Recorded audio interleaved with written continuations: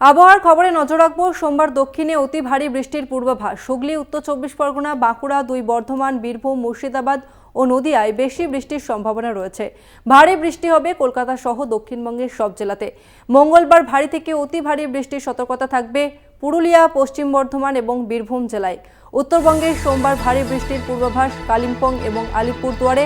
বজ্রবিদ্যুৎ সহ বৃষ্টির সম্ভাবনা জলপাইগুড়ি, মালদা এবং দিনাজপুরে। বুধবার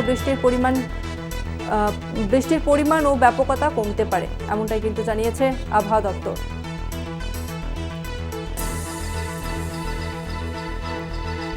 সোমবার দক্ষিণে অতি ভারী বৃষ্টির পূর্বাভাস। হুগলি, উত্তর চব্বিশ পরগনা, বাঁকুড়া, বর্ধমান, বীরভূম, মুর্শিদাবাদ ও নদিয়ায় বেশি বৃষ্টির সম্ভাবনা। আর এই নিয়ে আরো বিস্তারিত জানবো, আমাদের সঙ্গে রয়েছে প্রতিনিধি শাশ্বতী রায়। শাশ্বতী, আবহাওয়ার কি আপডেট রয়েছে তোমার কাছে?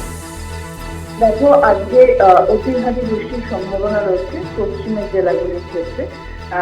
সেক্ষেত্রে বাঁকুড়া, পুরুলিয়া, বীরভূম সহ মুর্শিদাবাদ, নদিয়া এই জেলাগুলিতে অতি ভারী বৃষ্টির সম্ভাবনা জারি রয়েছে। এর পাশাপাশি হুগলি এবং উত্তর চব্বিশ পরগনা এই দুই জেলাতেও কিন্তু ভারী বৃষ্টির সম্ভাবনার কথা জানাচ্ছে হাওয়া অফিস।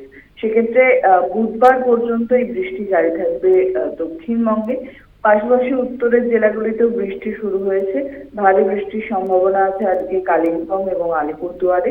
বাকি জেলাগুলিতে হালকা থেকে মাঝারি বৃষ্টির সম্ভাবনা।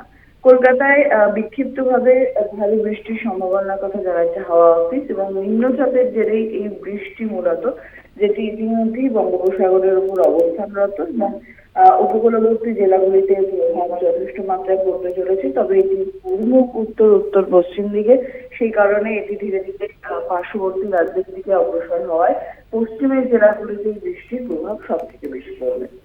বেশ বেশ ধন্যবাদ তোমাকে শাশ্বতী।